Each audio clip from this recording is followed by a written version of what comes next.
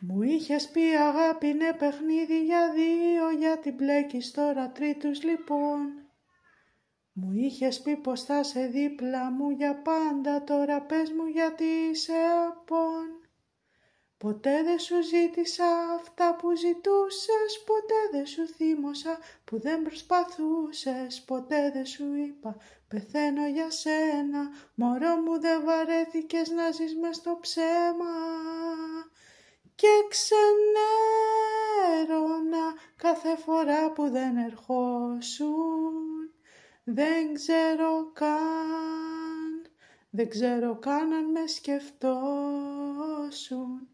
Και περίμενα, τόσα βράδια σε περίμενα, διώξαν τα άγρια τα ημέρα κι εγώ τα πάντα για εσένα.